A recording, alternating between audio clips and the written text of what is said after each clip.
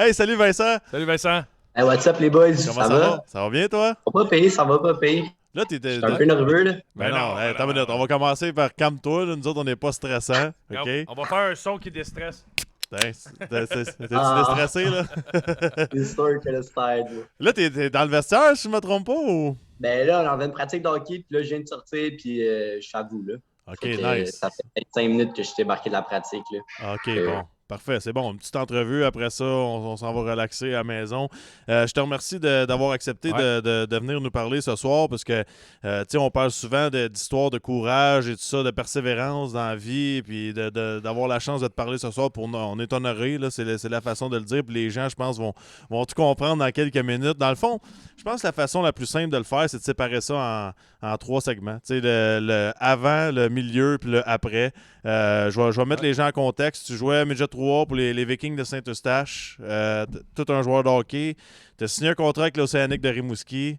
Puis à partir de là, ben, il y a eu des et- incidents. Puis... Excuse-moi Max, faut que tu précises là, c'est peut-être 2 semaines que j'ai signé mon contrat, puis là, bang, j'ai eu mon accident. Tu sais, il y avait ça aussi là, c'était comme Le timing, c'est 2 semaines. Ouais, c'est fou, là. J'ai signé juste avant Noël, puis après ça, là, j'ai eu les vacances de Noël, puis là, j'ai eu mon accident. Fait que, Ben, on te laisse aller. Ouais. Conte-nous un peu. Puis si je me trompe pas, je pense que c'était deuxième marqueur de la Ligue dans le Midget 3 ou quelque chose du genre. Ça se peut-tu? euh, non, peut-être de mon De ton équipe, équipe, là, ouais. mais c'est ça, je m'en rappelle plus, ça fait un petit bout, là. Ça fait quand même Ouais. 4 ans là, de Mais ça. ouais. Puis... Oh non, il s'est passé bien des choses depuis ce temps-là. Là. Fait que, regarde, ouais, j'ai commencé avec Ouais. mon parcours. Là. Puis en plus, moi aussi, qu'est-ce qu'il faut dire, c'est que pour me rendre jusqu'au midget 3, ça en a pris en masse là, des embûches. J'en ai vécu toute ma carrière de hockey. Parce que j'ai été un late bloomer, là, comme qu'on dit. Là. Ouais. Peut-être à 17 ans que j'ai pu eu ma puberté puis ma poussée de croissance. Là. Fait que tout le long, toute ma carrière de hockey, là, j'étais un petit travaillant qui lâchait pas. Puis que...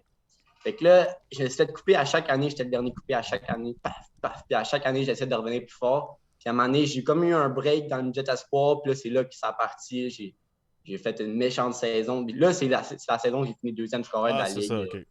midget espoir. Puis après ça, j'ai tombé dans le midget 3. Puis, écoute, c'était pendant le temps de Noël. Puis, toute ma famille, c'est dans le fond, moi, je suis originaire du Lac-Saint-Jean. OK. Puis, toute ma famille habite encore pas mal là.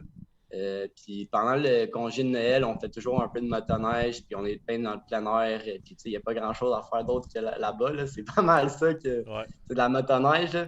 Fait que un matin, le 26 décembre, j'ai pris la motoneige, puis je savais jamais que toute ma vie allait changer ce matin-là. T'es Euh, avec ton parrain, si je me trompe pas, cette journée-là? Exactement, c'est avec mon parrain qui était en avant, puis moi, j'étais en arrière. Ce matin-là, c'était pas des belles conditions pour faire de la motoneige, c'était glacé. Puis, ça va vite, un instant de seconde, je me ramasse catapulté de ma motoneige dans la neige. Puis là, c'est là que je me réveille. Là, je vois que mon bras, là, je le prends comme ça. Puis là, il est tout mou. Là, je commence à dire, OK, là, il se passe de quoi? Ouais. Je touche mes jambes. Là, je sens un peu mes jambes, mais un peu moins qu'avant. Puis à partir de là, knockout. J'étais en hypothermie. Ouais, parce que J'avais t'as tellement. resté un petit bout au froid, hein, si je me trompe pas. Hey, un petit bout, j'étais pas dans des trails là, au lac Saint-Jean que ça passait pas en char puis n'importe quoi. Fait que on a entendu d'autres skidoo. Après ça, ils sont venus me chercher en skidoo. Après ça, là, ils m'ont envoyé à l'hôpital à Chicoutimi. Ouais. Puis tout de suite, ensuite, ils m'ont envoyé en avion à Montréal pour me faire opérer dans dans les 10, ben, le plus tôt possible. Dans le fond, Ouais. là, dès que je suis arrivé là-bas, ils m'ont envoyé en urgence. Puis ça a pris peut-être 8 heures là, de chirurgie pour. Dans le fond, la première chirurgie que j'ai eue, c'était à la colonne vertébrale.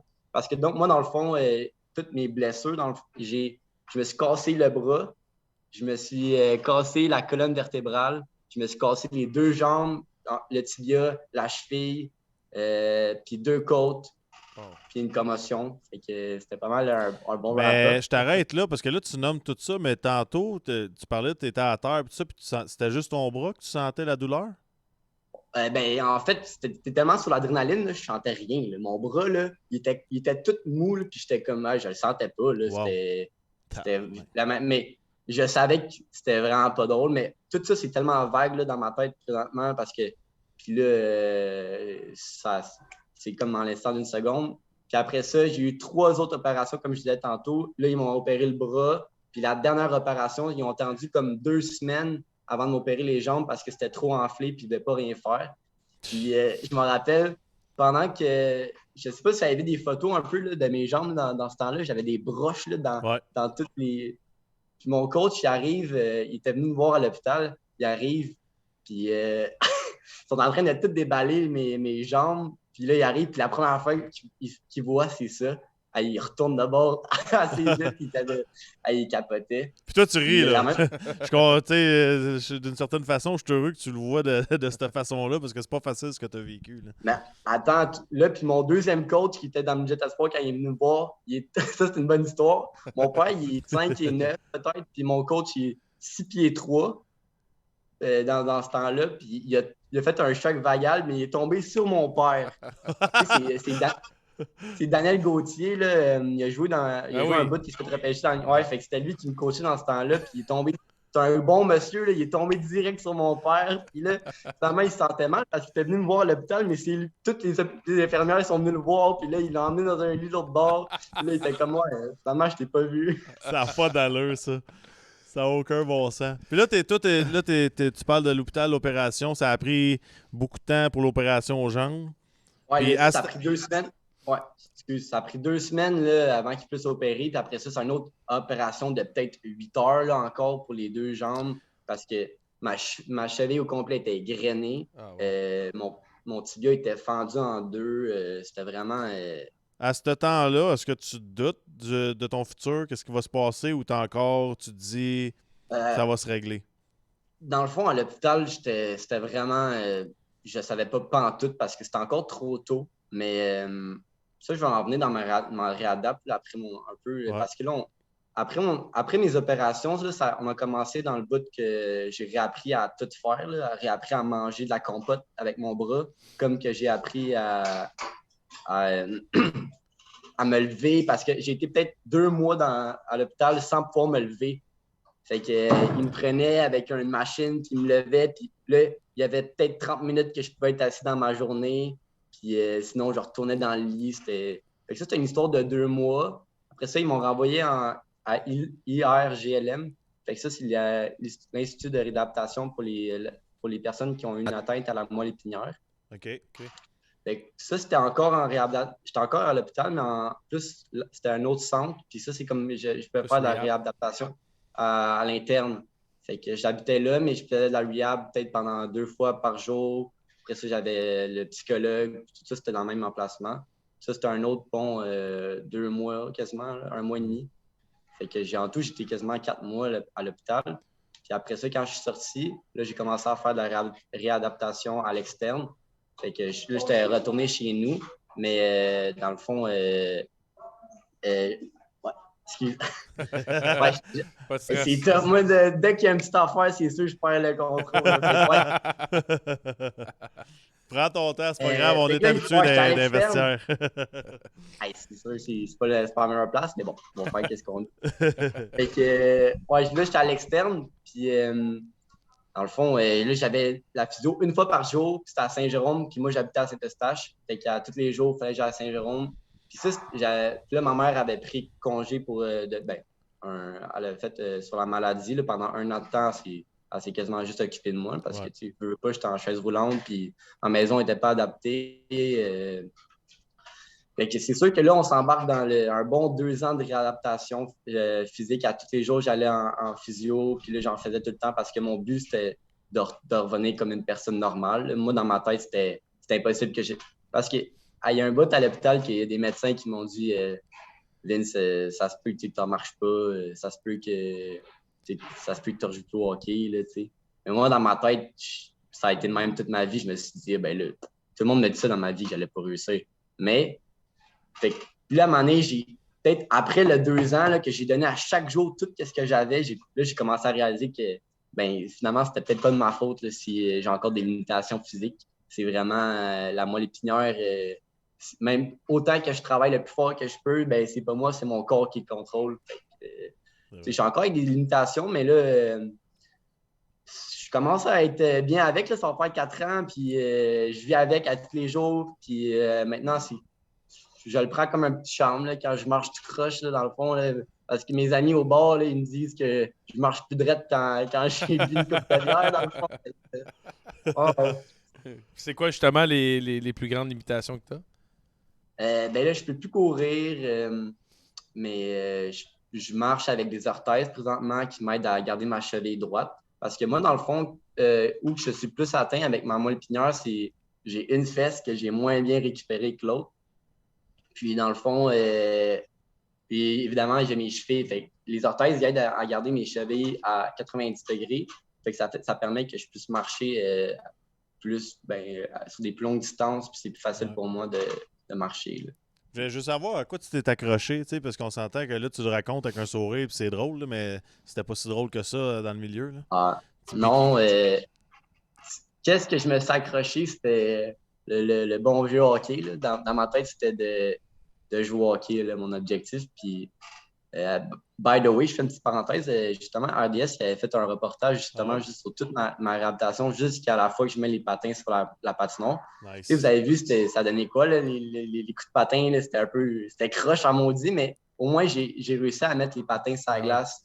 Puis ça, c'était tellement un gros exploit pour moi d'avoir réussi à faire ça après que même les médecins allaient dire que j'avais pas marché, que je réussissais à patiner. C'était vraiment une belle fierté pour moi. Je pense que j'ai maximisé le plus loin que je pouvais dans ma réadaptation par l'effort, le travail. Puis mon but, c'était vraiment d'avoir une vie normale là, comme vous autres parce que quand tu es en chaise roulante et tu vois tout le monde autour de toi avec tes amis de hockey qui continuent leur rêve puis qui touchent à ce que tu as tant travaillé pour, c'est sûr que ça commence à être c'est rough. Là, fait que c'est pas mal ça.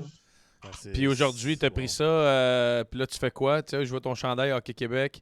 Qu'est-ce que ces limitations-là t'ont amené, justement, comme nouveau parcours?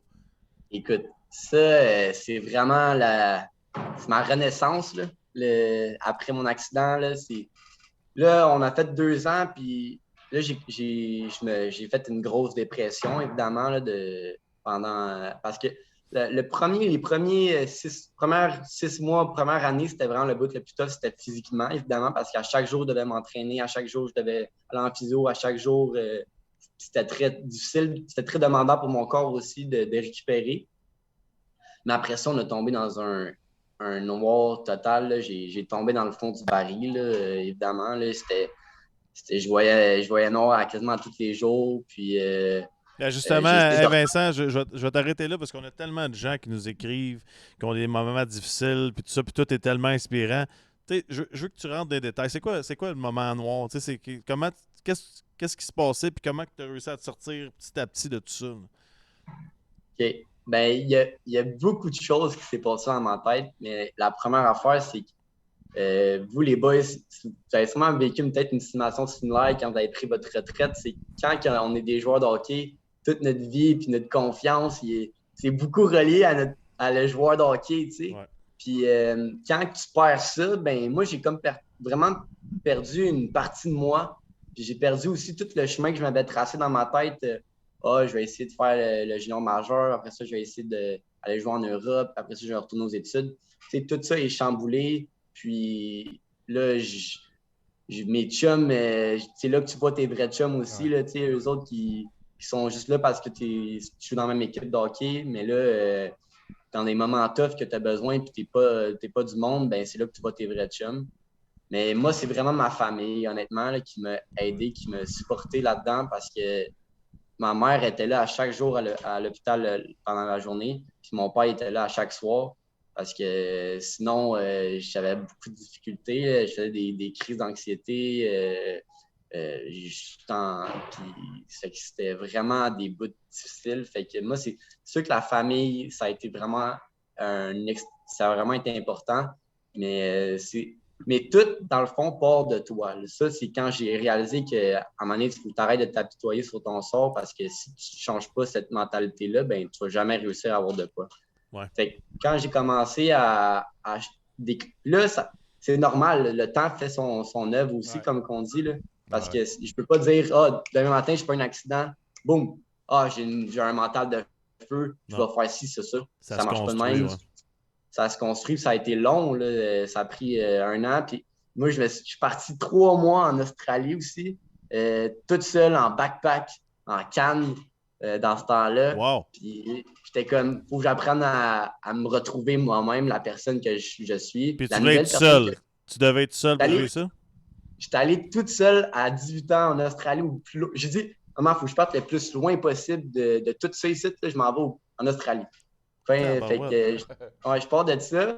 Puis j'ai dit, il faut vraiment que je vive ça toute seule parce que j'ai vu beaucoup de moments avec ma famille, justement, mais j'étais tout le temps dans la même bulle. Tu sais, c'est sûr que puis, je me sentais comme si j'étais plus apte à rien faire parce que là, fait que j'avais besoin de vivre de retourner un peu dans le rough puis d'apprendre à vivre avec moi-même. Qu'est-ce qui marche pas, marcher le plus loin possible, puis de me retrouver mentalement, c'est l'affaire la plus importante. Puis tu t'es retrouvé en Australie?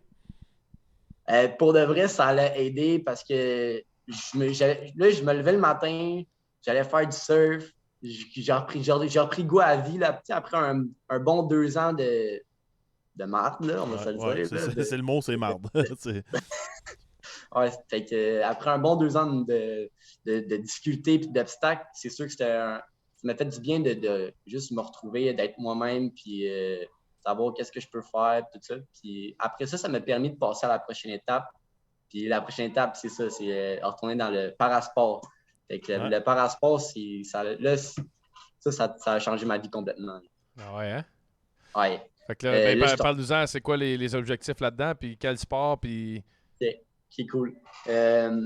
Moi, j'ai recommencé. Au début, là, dans ma tête de cochon, là, c'était si je joue pas au hockey debout, je jouerai jamais à n'importe quel autre hockey. Je m'en fous. Je veux rien savoir de tout ça. Fait que j'ai commencé à faire de l'aviron. Fait que j'ai commencé une couple de pratiques. Les pratiques, c'était à 6 heures du matin. Puis là, j'étais pas encore prêt finalement. Puis c'était ça n'a rien donné tout ça. Fait que là, ça, c'est 1 an plus tard. Après ça, là, on tombe. Là, j'ai Pat Desnoyers, un joueur de hockey qui est ici, qui est venu à ma physio pendant ce temps-là. Puis là, il me dit Hey, ça tente-tu d'essayer le para-hockey? Et je dis oui, ça. Moi, je ne ferai jamais ça. Je ferai jamais ça. Finalement, là, après tout, je dis regarde, je vais essayer ça. Là. On va voir ce que ça va donner. Là. J'essaye la première pratique, j'embarque sur la glace. Je suis comme Hey, c'est la même game. C'est le même jeu. Ouais. C'est la même affaire, mais c'est joué différemment. Fait que là, ça a pris peut-être un 3-4 pratiques. Puis là, je commençais à plus maîtriser la luge parce que veux pas, c'est 2 petites lames en dessous d'un petit bucket. Puis là, tu as ta place pour tes jambes. Puis là, tu accroches tes pieds en avant, tu trappes tout ça. Puis là, tu es dans ta luge. Mais au début, c'est vraiment un bel apprentissage. Puis c'est vraiment difficile. Ouais. Mais là, à force que je commençais à être pas pire, là, de contrôler ma luge, là, j'ai intégré les skills d'hockey. Puis c'est là que le fun a commencé.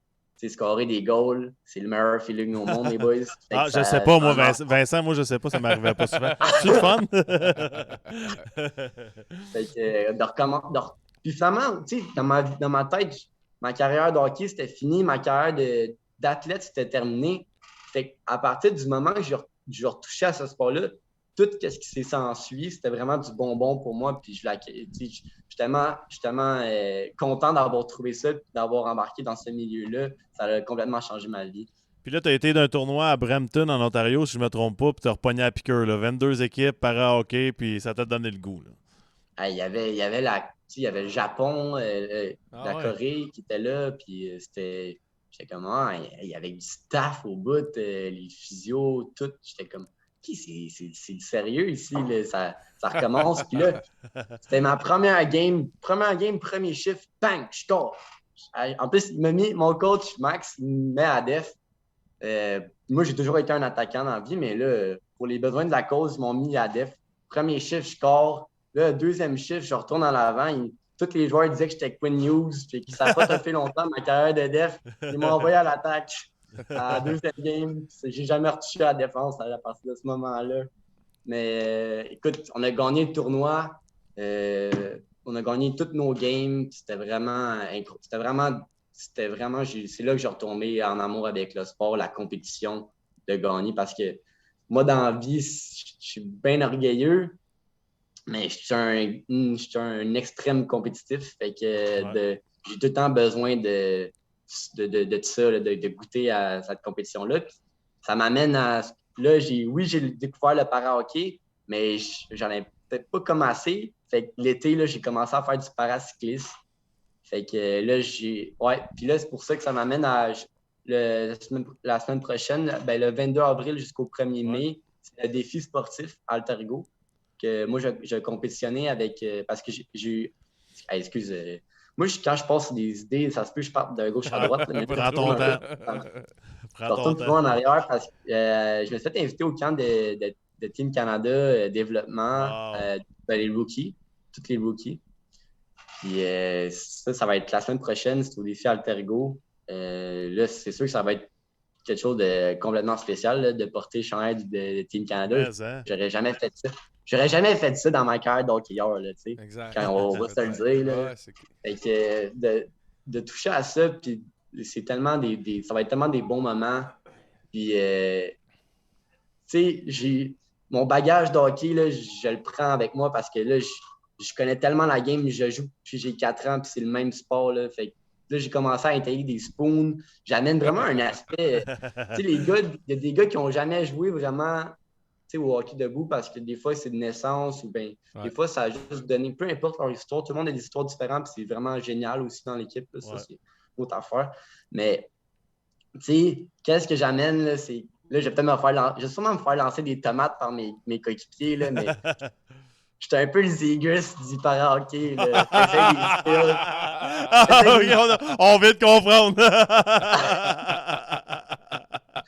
C'est le Zegers du para-hockey. C'est sûr que tu vas t'en faire lancer, oui. sûr. Je retourne ici, là, ils ont déjà entendu ça, puis ça passe sur les réseaux sociaux, puis ils sont même en train de m'attendre avec des pics, des bâtons. Là. C'est bon. Puis ça, tu me parles du défi sportif Altergo, c'est comme ça qu'on le dit? Ouais. Si je me trompe pas, c'est 4000 athlètes, c'est ça? Exactement. C'est incroyable, ça. C'est vraiment huge. Ça touche. Puis c'est des athlètes élites de relève. Il y a plein de personnes qui. Ben, dans le fond, tous les athlètes qui ont une limitation fonctionnelle sont accessibles à ça. Ouais. Fait que c'est vraiment un gros événement pour des athlètes comme nous autres. Là. Puis, il y a déjà quelqu'un sur le chat qui t'a lancé une tomate. Une petite tomate virtuelle. C'est bon, ça. Ça commence de même. C'est bon. Correct, j'assume. Tous les coéquipiers ils trouvent des fois que j'ai peut-être un peu la tête enflée. C'est bon, ça. Et confiance. Avec ce que tu as vécu, tout ce que tu as vécu, tu fais ce que tu veux. Tu peux compter les buts comme tu veux. Là, je veux savoir tes plans, là, côté carrière. Tu vois cet événement-là, puis tout ça, mais le but ultime, c'est quoi? Le but ultime, les boys, c'est de gagner des médailles paralympiques. On va se le dire. Là. Le but, c'est ça. Parce que, puis moi, j'ai quelque chose dans mon viseur. Là. Je vais tout faire pour l'avoir. Puis, je travaille à chaque jour comme un acharné là, au gym. À chaque pratique, il faut tout le temps que je sois le meilleur. Puis c'est vraiment parce que moi, mon but ultime, c'est de gagner des médailles puis de représenter mon pays aux Jeux d'hiver puis aux Jeux d'été. Cool. Fait que, je dis ça que je suis un athlète, mais aussi, je suis un étudiant présentement à l'université. Je fais un baccalauréat en administration des affaires. Puis, sur le site, je suis en train de me lancer ma compagnie aussi d'athlète paralympique. Fait que je suis vraiment j'ai touché ce milieu-là, puis je l'adore. Puis ça m'a donné vraiment un chemin à ma vie. C'est cool. Mais c'est sûr que il faut vraiment jamais abandonner dans la vie parce que c'est là que les belles choses arrivent. Puis si tu travailles pas pour avoir quelque chose, tu ne vas juste rien avoir. Fait que moi, c'est comme ça que je travaille. Puis c'est ça. C'est bon ce que tu viens de dire. Puis moi, pour conclure, je veux t'entendre. Qu'est-ce que tu dirais aux gens? Tu sais, ce que tu as dit, c'est à peu près ça, mais qu'est-ce que tu dirais vraiment aux gens qui ont le goût d'abandonner? Abandonne pas, man. Tu vas voir, là, si tu n'abandonnes pas, tu vas être récompensé. Si tu abandonnes, c'est tough à se faire shooter des affaires de même. Là, si tu n'essayes pas, tu ne donnes même pas la chance au moins d'avoir une chance. Hein? Non, c'est ça. Puis tu sais jamais la vie va t'amener où dans. Tu sais jamais. Moi, mon chemin, là, il a pris un chemin complètement différent de ce que j'aurais pu penser. Puis que tout le monde n'aurait pu jamais imaginer. Là, dans le fond, ça arrive à quoi? Une personne sur 1000, là, c'est des accidents de même. Ou, tu sais. Fait que, puis même pas, c'est un ratio de plus encore haut que ça. Puis tu sais, ça arrivait à moi. Qu'est-ce que je vais en faire avec ça? C'est moi qui. Mon sort est entre mes mains. Ouais. Puis qu'est-ce que je décide d'en faire? Ben, ça va décrire la personne que je vais vouloir être, dans le fond. On te Les souhaite gens une sur le médaille. chat, Ouais. exact, te souhaitent une médaille, puis on te laisse sur une photo de, je pense que tu avais 10 ans, tu nous as envoyé ça tantôt. Wow! Ça me fait mal au cœur de voir qu'il manquait 2-3 mentons en moins. Je sais pas, mais je prendrais un menton au lieu du chandail. T'étais mon idole, Guillaume. T'étais mon idole et mon chandail est marqué la tendresse en arrière. J'adore ça, J'aime Vin. ça. Tu connais le hockey? Ça paraît? Ouais, la tendresse Ça des paraît? Grass. Tu La connais ça? tendresse des Grass, je vais vous le dire, c'était pas loin. C'est ça. Les deux, c'est Michigan. Un, c'est en arrière du net. L'autre, c'est le hot dog Michigan. C'est pas fin, ça. Ouais, non, mais c'était drôle. C'est pas fin, ça. Salut Vincent. Attention à toi, mon homme. Merci. On va te suivre. On va te Salut. suivre. Puis si jamais il y a des plateformes ou même ta business que tu pars, tu nous envoies les liens si on peut mettre ça quelque part pour te donner la chance d'atteindre plus de personnes. Ça va nous faire plaisir. Oh, c'est incroyable, les gars. Merci d'avoir pour tout. Puis je suis vraiment honoré d'avoir participé au podcast. C'est nous autres, on est très honorés, puis lâche pas ça. Mets-toi un sac à Très bel vidange exemple. parce que des tomates, ça salit. Ouais, c'est vrai. Là, je pense que tes coéquipiers t'attendent. Salut. Mon chum. Bye bye. Ciao. Ciao. Bye bye.